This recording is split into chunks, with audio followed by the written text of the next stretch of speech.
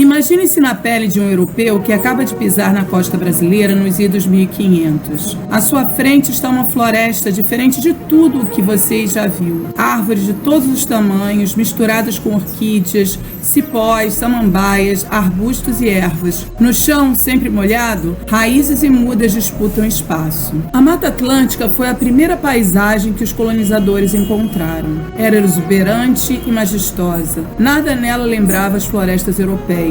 Um misto de assombro e fascínio tomou conta dos primeiros exploradores. Mas o encantamento dos forasteiros durou pouco. Logo eles começariam a destruir aquela floresta aparentemente inesgotável, dando início a uma tragédia ambiental que se agravou ao longo dos séculos e prossegue até hoje.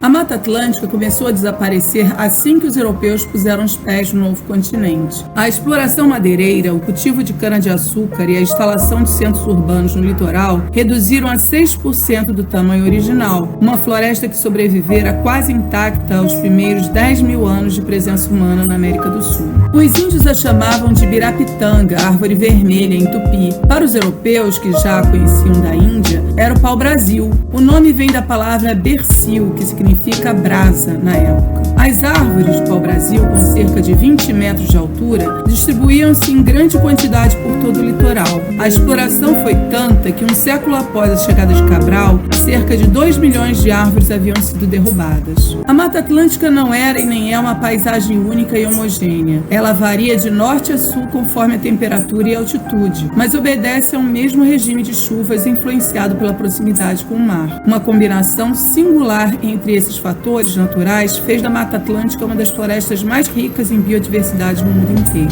Muitos animais só são encontrados na Mata Atlântica brasileira. Há milhares de anos, quando o planeta todo passou por um período de glaciação, apenas algumas áreas próximas dos trópicos permaneceram aquecidas, permitindo a vida de plantas e animais. Entre essas áreas, pedaços do que é hoje a Mata Atlântica viraram refúgio para animais que de outra forma teriam desaparecido para sempre. Por isso, há tantas espécies exclusivas da Mata Atlântica. Os cientistas calculam que as florestas úmidas como a Mata Atlântica são os maiores arsenais de vida silvestre do planeta.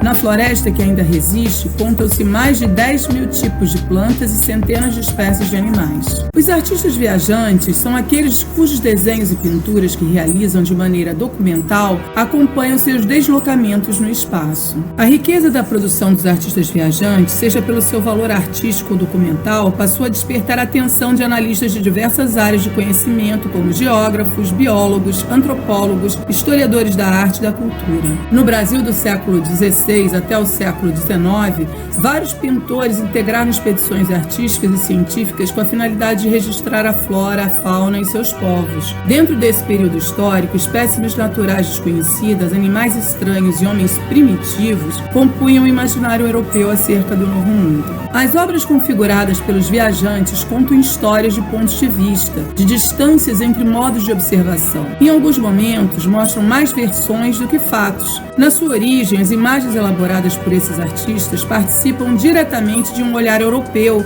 sobre o desconhecido. Apontam modos de como as culturas se olham e olham as outras, como estabelece e imaginam igualdades e desigualdades. Esse ponto de vista constrói uma ideia de natureza, buscando e sentindo-se atraído pelos animais e plantas estranhos e exóticos para eles. Não faltam idealizações da vida da floresta e do bom selvagem, em perfeita harmonia com o universo e ao ecossistema que pertence. Portanto, é importante notar que o ver não é uma ocorrência natural, e sim um conhecimento adquirido interligado aos critérios de valores que o homem vivenciou e observou. absorveu. Um dos primeiros relatos sobre o Brasil foi o de Hans Staden, de 1510 a 1576, um aventureiro alemão que foi prisioneiro dos índios tupinambás, ameaçado de morte e canibalismo. Depois de solto, escreveu sobre o tempo em que esteve aqui no Brasil, tendo deixado diversas ilustrações realizadas por um desenhista europeu sob sua orientação. Isso pode explicar o fato de as mulheres indígenas apresentarem traços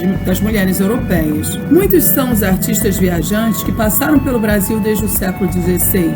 No entanto, deve-se destacar os mais importantes em relação a obras produzidas. Durante o período da invasão holandesa, o governo de Maurício de Nassau, em Pernambuco, que durou de 1636 a 1645, foi responsável por registros fundamentais. Entre os artistas holandeses que participaram da comitiva de Nassau, encontram-se Albert Eckert e Frans Post. A pintura desses artistas inaugura novos parâmetros de visualidade mais próximas da observação naturalista do mundo, de acordo com as escolas flamenga e holandesa. Post realizou principalmente paisagens entre 1637 a 1644. O Museu Nacional de Belas Artes do Rio de Janeiro possui um grande acervo de sua obra. Eckert criou pinturas de grandes dimensões, além de desenhos e esboços tendo registrados temas exóticos da fauna, flora e tipos humanos. As expedições artísticas e científicas, em geral, organizadas e integradas por estrangeiros, têm no Brasil do século XIX o seu momento de expansão. Esse período é marcado por um processo mais sistemático de estudo e pesquisa da flora, fauna, geografia e vida social do país. O ano de 1808 é considerado um marco na história da investigação científica nacional, em função da vinda da corte de Dom João VI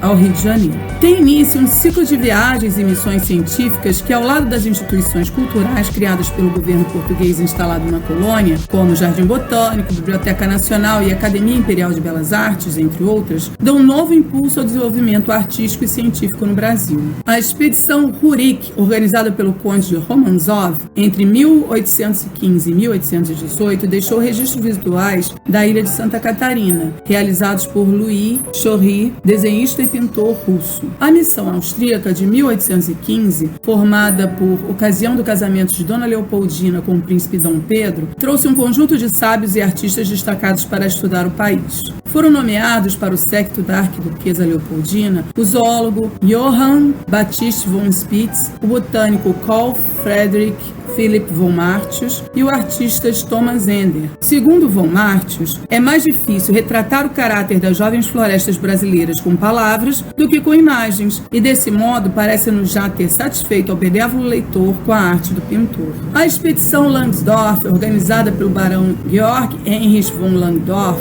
foi muito importante no ponto de vista das pinturas documentais a cargo de artistas viajantes. Foram contratados o pintor Rugendas e o pintor Aimé Adrien Tonnet e o desenhista e topógrafo Hercule Florence. A expedição de Langsdorff percorreu as regiões de Minas Gerais, Mato Grosso, Goiás, Rio de Janeiro e São Paulo. A empreitada teve por objetivos mapear e registrar rios, minerais e a fauna e a flora, as etnias, etc.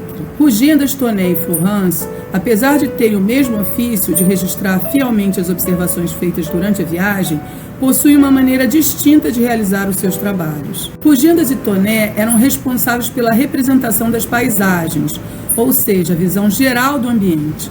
O próprio Langsdorff era responsável pelos desenhos específicos sobre a fauna e a flora. A maior parte dos trabalhos de Rugendas foi desenvolvida na Fazenda da Mandioca, propriedade de Langsdorff, no Rio de Janeiro. Somente em 1824, Rugendas participou da primeira parte da expedição percorrendo a região de Minas Gerais. Rugendas se desentendeu com Langsdorff e retornou à Europa em 1825, com a maior parte dos seus desenhos. Langsdorff contratou então Aimé Adrien Tonnet como primeiro desenhista. O artista, exímio aquarelista, demonstrou em suas aquarelas uma preocupação no registro da luminosidade dos ambientes. Hercule Florence era o pintor topógrafo, por ter noções de cartografia, desenho de mapas. A missão artística francesa, que chega ao Rio de Janeiro em 1816, conta com a participação de muitos artistas. Dentre eles, destacam-se Jean-Baptiste Debré. Esses artistas viajantes diferem-se dos demais pelo vínculo prolongado que estabelecem com o Brasil. Em sua maior parte, são fundadores da Academia Imperial de Belas Artes e são responsáveis pelas descrições detalhadas da cidade do Rio de Janeiro. Outro artista dessa missão que devemos ressaltar é Nicolas Antoine Tonet, que se destacou por paisagens,